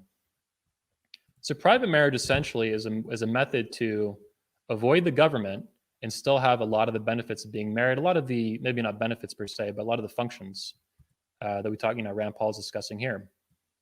You know what me and my ex-wife did not do? We did not present as legally married. We filed our taxes separately. If we did something like rent a car where they ask you if you're married, we would say, hey, we had a wedding, but we're not legally married, so we can't do that. We were very clear about things at every step, just like I was on my YouTube channel about this relationship and this marriage. Donovan is trying to have his cake and eat it too. He wants to be privately married to this woman, Devon Sharp, as she's called, and not be open and public about it, so that he can continue bitching about marriage in public indefinitely and not be considered a hypocrite. He is directly lying to his own audience, including on video in Miami, Florida, for direct financial benefit, so that he can keep this shtick up that he's anti-marriage and going to bitch about this and that and men getting divorced, raped, and all this stuff he talks about all the fucking time. Meanwhile, he's fucking married and hiding it and lying about it over and over and over again. His YouTube channel, let's have a look at his YouTube channel. Let's have a look here, guys. His YouTube channel has hundreds of videos, hundreds. For years now, almost 2 years, across all these hundreds of videos, he talks about Devon Sharp all the fucking time, over and over and over again, this woman, right? His girlfriend, they cohabitate, blah, blah, blah. And he explicitly denies being married to her, and he is fucking married to her. And he asked George Bruno to marry them. On top of, pretending that he has his friend, the Sean Brady guy who doesn't fucking exist, over and over and over and over again. He bitches about this stuff. And the public even believes that he's not married, that he has a girlfriend, and they're just dating, cohabitating. No. Donovan Sharp has every intention to continue lying about this across all these hundreds of videos, misleading the public and falsely advertising to them. Number one, that's a problem because he's fucking lying. That Sean Brady guy doesn't fucking exist. He asked George Bruno to marry them. Their wedding was in late July. There's pictures of it. There's fucking all kinds of evidence of it and shit. So I'm happy to go to fucking court over it, by the way, Donovan. So it just keeps getting worse and worse and worse, guys. And there's a big problem here too. Let's have a look at this. Number one, and we'll get into this more in a little bit, what Donovan is doing in Florida is directly misleading his audience and another audience that is directly promoting his product, including in that exact video. He is falsely advertising the nature of his relationship with this woman. This is false advertising. He is lying to these people, lying through comedy and humor and laughter and trying to claim he's secretly married. He, of course, is secretly married. He's trying to hide behind that like this fucking projection bullshit. Another problem is that in many states, he would be considered common law married. Perhaps not the state that he lives in, but in many states in the United States, he would be considered common law married, which is a form of legal marriage requiring a divorce to separate. That's also true in many countries, like Canada, for example. Like the whole country's like that. It's very easily to be considered common law married, which is a form of legal marriage.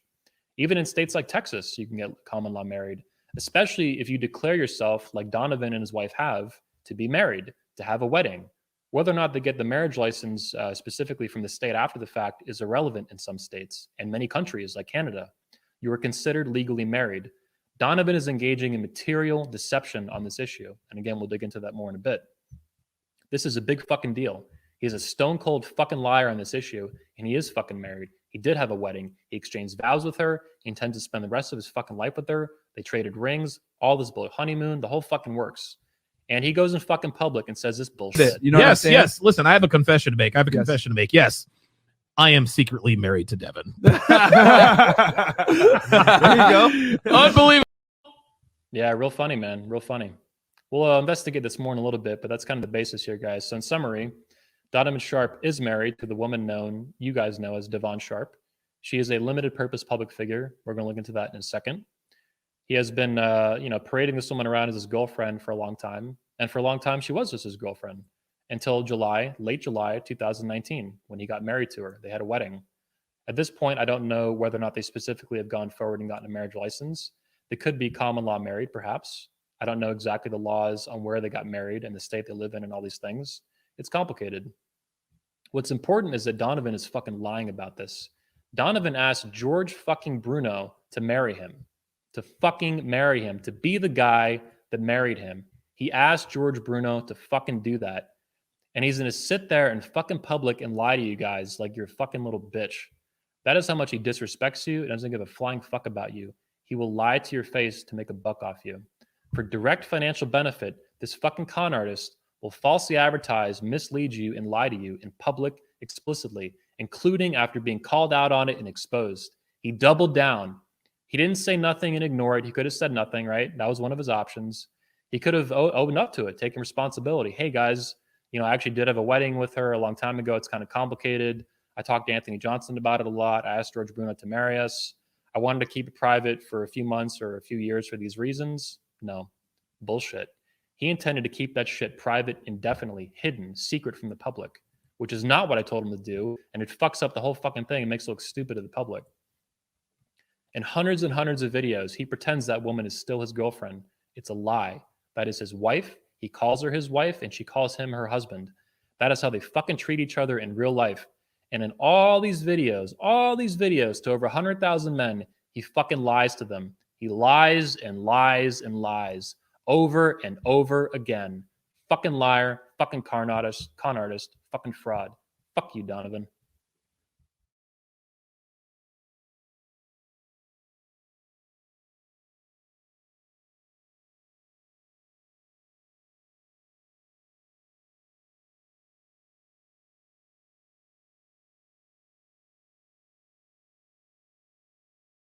Continuing, and as with the last segment that you just watched, this video is going to get a lot more serious now. And before we get into that, though, how it's going to get serious and what's going to exactly happen here, how savage it's going to get, I want to remind any YouTube employees or contractors watching this video right now that the individual I'm discussing is evading several channel terminations on YouTube, which of course is grounds for having your channel instantly terminated once again. As evidence of that, you can actually check out this clip right here where he admits to it recently on YouTube. And guys, and this is funny, when I lost my first of 2 YouTube channels, guys were telling me, go to BitChute, go to here, go to there. So that's Donovan Sharp, for any YouTube employees watching this right now. Here's his current channel. He has all these subscribers, all these views, and the channels that he lost are found in the description of this video, including here, where he was banned for prohibiting or severely violating hate speech. And on this channel for severely violating policies against spam, deception, practices, misleading content, etc. So if you're working for YouTube and watching this video, I encourage you to check that out. Have a good time. Be an easy ban, notch on your belt. Congratulations. Now, back to the task at hand of exposing the truth about Donovan Sharp. First and foremost, I mentioned defamation, and I'm welcoming Donovan Sharp to sue me for the allegations and the what's being exposed in this video. I encourage him to do that. If anything I'm saying is false, I know for a fact that everything I'm saying is basically true. I have direct evidence of that. I've heard it from Donovan's own mouth, or I know it to be true as a matter of physical fact in real life. And we're going to look into that here as well. But for those of you who are not familiar with defamation law and what defamation is, I'm going to read off some very basic things to you from a law firm. You can look up this concept yourself in legal philosophy. It's not that complicated, defamation lawsuits. So defamation, first and foremost, let's read it here. Defamation of character occurs when a person makes a published false and harmful statement about someone. Defamation takes 2 forms: slander, oral defamation, and libel, written defamation. There are a number of important defenses in a defamation lawsuit that could either eliminate the plaintiff's claim entirely or weaken it significantly. What is that? Absolute defenses. First and foremost, truth is an absolute defense to a defamation lawsuit. If the statement that is the subject of the suit is true and you can prove it, your attorney can move to have the plaintiff's claim dismissed. No one is punished for speaking the truth, even if it is an ugly truth. An ugly truth. So it is what it is. Donovan, you're welcome to sue me. I encourage you to do that. We can really get this into a battle in court. You are lying through your fucking teeth about numerous issues that we're investigating here in this video. I stand by every word coming out of my mouth, and I understand how serious it is, what we're going through here, and the allegations that I'm making, and the claims and the insults even. So continuing on, we're going to be looking at Devon Sharp, who we've seen a little bit throughout this video so far. You guys might know her from this trailer that's coming out now on Donovan's channel, Devon Sharp, formerly known as Sharp Assist, which has annoyed some fans, but she was Sharp Assist, and then after they got married, she instantly became Devon Sharp. She's also here on his public Instagram and was previously on his public Twitter account before it got suspended by the Black Pill channels that we were looking at earlier. He also posts about her constantly on his YouTube channel. I am specifically making the claim that not only is Donovan a public figure, as we've discussed throughout this video, it's a limited public figure. Here we go. We discussed this earlier in the video. Donovan has I'm going to pull this up for you guys. Donovan is a public figure, and he has over 100,000 followers. He has basically an audience bigger than most newspapers. By every definition imaginable, he is a public figure himself, right? What his wife is something a little bit different. It's called a limited purpose public figure. You can read it about what that is and look that up. It's basically another variation of a public figure. My ex-wife was one as well, because she was on the channel all the time, accumulating hundreds of thousands of interviews or views on the interviews that she did with the speakers that we filmed at our 21 convention events. And that makes her a public figure. 500,000 people knew exactly who she was by her face, identity, voice, all these things, right? Donovan Sharp's wife, Devon Sharp, as she's called, so Edwin Hopkins being the husband and then Devon Sharp being the wife, is also a public figure. This video, I think, demonstrates that very, very clearly. That's a problem for Donovan, and we're going to see why that is. He's also been posting these kind of lewd pictures of her ass and her face for a long time on his channel. Not only his channel, but his Twitter accounts, Instagram accounts, all these things. This is his Twitter account before it got suspended. Here's his YouTube community post. He's constantly talking about her on video. She even joins him for various interviews and actually, brings her personality and her ideas to the stage. Here's an interview, for example, that Donovan hosted of her, and there's even more beyond that you can go find on their channel on YouTube. There's hundreds of videos where she's either talked about or directly is involved in the content with her voice and ideas and whatnot. And of course, as a moderator, as we've seen, she has her own video trailer here. Congratulations, Devon. You've made it to the big leagues, including with your ass all over Instagram and Twitter and YouTube and stuff. Congratulations. So I'm making the claim here specifically that not only is Donovan Sharp a public figure, but so is his wife, Devon Sharp, as she's known. So Evan Hopkins is a public figure. Donovan Sharp is the cartoon character he's created, kind of like Batman. It's all fake, by the way. And Devon Sharp, we're going to look into now as well what the truth behind that is. Before we do, I want to make it known right out of Donovan's mouth what her involvement is in the business. Is it a little bit? Is it a lot? What does she do exactly? Well, Donovan tells us. Enjoy. These are guys who create channels to expose men like us because they know that if they directed their anger towards women, which is where their anger really lies, they'd be deplatformed, canceled, all the rest of that. But the men who make it out of the anger phase and begin to really understand women for who and what they are and continue to cultivate that knowledge will eventually come to the realization that even though most women are really only good for bedroom fun, that there are a lot of women out there who can be of service to us outside of the bedroom. Gerald obviously realized this a long time ago and utilizes women to his own advantage, and quite effectively, I might add. What men in this community need to understand is that women do have their uses outside of the bedroom. A lot of guys want to be meathead red pill guy and be like, I only use women for sex and I discard them immediately. I kick her out.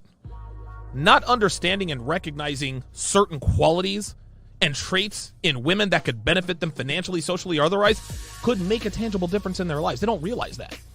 This is one of the reasons that I am currently in a cohabitating relationship with a woman almost a decade past the wall. She can code, she is an SEO expert, and she has handled millions of dollars in ad spend for a company that she eventually left to come work for me. So there's a lot to unpack there. We're not even going to get into it in this segment, but just the total lack of self-awareness, his hatred of women, talking about them like fucking literal robots. We got to the real true love angle there at the end, right? He married this woman that he's talking about here in the video. And he married her because she can code and do SEO and has handled all these sales and AdSense and stuff. That's just kind of fucked up in its own right. We're not even going to get into that here. What's important is what he mentioned at the end, right? What she does for him, that cohabitating relationship he's talking about, Devon Sharp, that we're talking about here. And I'm specifically claiming now that she is a limited purpose public figure, and there's every reason to believe that. So what does she do for the business, though? Because she's not even just a public figure, a limited purpose public figure. She's heavily involved in the business. She's his SEO manager. She codes his website. He's bragged about that in public there and privately for years, making all these pages and stuff on the website constantly. She's a sales manager and an affiliate manager. She's basically his business manager. So this is kind of a problem that's been increasing for him over the years. And just so you guys are aware, I believe fully that Donovan has a one-itis relationship with this woman. One-itis is a classic manosphere term, one-itis. And really what it represents in wider culture is a toxic, unhealthy, codependent relationship that he has with this woman. He pedestalizes her. Now, this is very different from how he portrays it in public. It's the opposite, in fact. But he does, in fact, have a very severe case of one-itis. And that's why, in part, this woman has been getting more and more involved with his business over the years. She is, by de facto at this point, basically the business manager for Donovan Sharp, the brand. Donovan Sharp is not just a figure that represents Evan Hopkins. It is actually an entire YouTube channel and a business. Websites, Patreon, Instagram, all these brands and stuff, Twitter accounts, social media, TikTok. It's a whole business. And frankly, she is the brains of the operation. Donovan is not that intelligent. Room temperature IQ at best. At best. It is what it is. He's just kind of dumb. She is the one pulling the strings. She is the brains of the operation. She is the one driving him to make all these lies and do all these things. I believe firmly at this point, 100%. So she is a public figure, 100%. She's a limited purpose public figure. She does all kinds of interviews. She does all kinds of moderation for the channel. As Donovan has publicly claimed, she does all kinds of sales management, SEO management, website management. In private, he's claimed she's the affiliate manager. She's heavily involved in that business. And that makes her, in my mind, a public figure. I think it's very obvious, and that's not even a controversial statement, given what we can physically see her doing in real life and on the internet and stuff. What that means is she's not off limits. She's a public figure, just like Donovan, but in a more specific way. Donovan is a wider public figure with even more views as his identity has been exposed even much more broadly. So let's look again at the specific portion of that clip that you guys are going to want to pay very close attention to now. Very close attention. Short version. This is one of the reasons that I am currently in a cohabitating relationship with a woman almost a decade past the wall. So the wall is something that Donovan talks about on his channel a lot. It's talked about in the Manosphere community a lot, all the time. The wall means the 30 wall. They say the wall is undefeated, all these little catchphrases, right? Women, they approach 30, they smash into the wall, their looks fall apart, they hit advanced maternity age, for example, medically at 35 years old. There's then like another wall at 40 and all this other stuff. But the wall itself, the wall means 30 years old. And what does he say? He's dating, this is recent too, this is a few weeks ago. What does he say here? This is one of the reasons that I am currently in a cohabitating relationship with a woman almost a decade past the wall. Almost a decade past the wall, almost a decade past 30. So that means maybe at minimum 36, most likely 37, 38, 39, somewhere between 35 and 40, closing in, almost a decade past the wall, right? Interesting that he mentions that. We can even look in public and people that discuss Donovan on Reddit, a major social media platform like Twitter or Facebook, they actually believe that he's dating a 36 plus year old woman, somewhere around that age. This is a few months ago, 8 months ago, looks like. There's another version of that somewhere over here I got. Here it is. Another commenter on a similar thread on this portion of Reddit that discusses Donovan Sharp explicitly. And they believe he's dating a woman who's about 36 years old. Now, this is months ago, so maybe she's 37 or 38 now, maybe 39 at the oldest, right? Given what he's saying, almost a decade past the wall. Wrong, very wrong. And Donovan's been lying about this egregiously for a long, long time. Something that he bitches about publicly that women do. They lie about their age, right? This is not even just a manosphere thing, although it's discussed pretty heavily in the manosphere. But women lie about their age. It's a thing. And the manosphere, we discuss it not only on Donovan's channel, but 21 Studios and hundreds of other channels that we've been looking at, for example, throughout the show. Coach Rick Adams, Coach Red Pill, Coach Corey Wayne, these things. These are issues that we discuss in a cultural, social, and self-improvement sense. We want to understand culture, understand women, understand ourselves, our relationship to women, and all these things. Why do they do certain things? Donovan is claiming she's almost a decade past the wall. This is false, and it's been false for a long, long time. So, and he actually claims too that she's younger than him. Wrong, very wrong, Donovan. Big no-no. So Devon Sharp's real name, a public figure, is Cynthia Ashlock. She goes by another name as well, last name Cynthia something else. She may have been married before, it looks like, and Donovan has not disclosed that. So I don't know exactly what's going on there. Someone else can investigate that. But Donovan claimed that his name is Edwin Hopkins, which is true and accurate, and Cynthia Ashlock is her real name. This is a text he sent me not too long ago. This is a picture of Cynthia Ashlock many years ago, looks like about 10, 15 years ago, versus the woman here that we see, Cynthia Ashlock, aka Devon Sharp and Donovan Sharp, or Donna, as I call him now. And how old do you guys think she is? He's claiming she's 36, these things, right? All this stuff we see on his Instagram. He's been in damage control, just rampantly posting about this woman everywhere that he can lately after the MGTOW guys at MGTOW Dictionary Channel exposed who he is exactly and what's going on there with his relationship. So he claims she is in her late 30s, and that is not the case. Cynthia Ashlock is 44 years old, almost 45 years old. So we have the public believing that she is in her late 30s, as Donovan discusses, again, right here. This is one of the reasons that I am currently in a cohabitating relationship with a woman almost a decade past the wall. Yeah, that's wrong, Donovan. This is your wife. This is her real name. This is the exact city that you two live in. I'm not showing the exact address, of course. I'm keeping that concealed. She has gone by other last names. Cynthia, what is that? Fanshaw, excuse me. I believe that was her original last name before she got it changed to Ashlock for some reason. Obviously, it's not your original Hopkins last name for the marriage you guys had, the secret marriage, the secret wedding. My ex-wife, by the way, did legally take my last name, which you can do without a marriage license. You can go to the courthouse. You can get a new passport. You can get a new social security card. You can get a new driver's license. And with a judge, you can legally change your name. Anyone can. This woman has already changed her last name, and this is her current age, 44 years old. Donovan is claiming this woman is in her late 30s, 36, 37, something along those lines. People believe it. He talks about it all the time. All right, let's watch that one more time, just so you guys let it really sink in. Let it sink in. Sink your teeth on it, bro. This is one of the reasons that I am currently in a cohabitating relationship with a woman almost a decade past the wall. Yeah, that's just not true, Donovan. She's almost 45 years old. Donovan Sharp is married to a woman who's almost 45 years old, a full year older than him, the exact opposite of what he claims.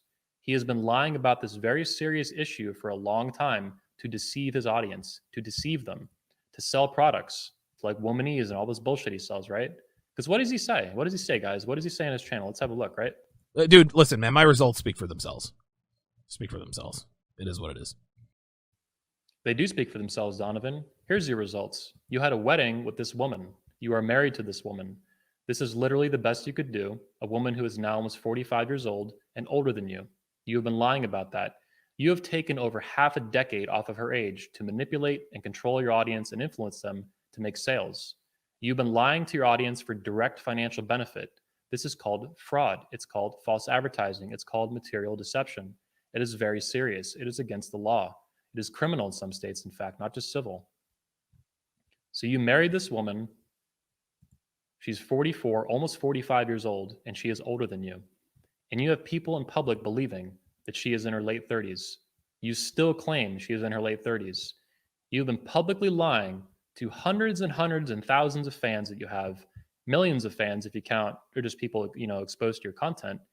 You've been lying to millions of people in the United States and around the world about the nature of that woman's physical age. You have done the exact thing that you bitch on your channel about women doing, lying about their age. You fucking lied about her age. You did it for direct financial fucking benefit, to sell your fucking Womanese bullshit and your Patreon and all this fucking shit. You lie about this woman, Donovan. You lie and you lie and you lie. Her name is Cynthia fucking Ashlock, and she is 44 years old, almost 45 years old. This is fucked, man. This is super fucked. This is how incredibly low his respect is for his audience. He has zero respect for his audience. He disrespects them across hundreds and hundreds of videos, pretending that this woman, either directly and explicitly lying about her age or through omission referring to her about her age. In hundreds of videos, he's lying to these people over and over and over and over again. Lies, lies, lies, lies, lies. Hundreds of videos lying about her fucking age. He goes on other podcasts, he spread this bullshit all over the internet, and people fucking believe it. This is what people criticizing him think. They actually believe this bullshit. And what is the truth? Cynthia Ashlock, born August 6, 1976, a full year older than Donovan. Cynthia Ashlock is 44, almost 45 fucking years old. You have a big problem, Donovan. You want to know why?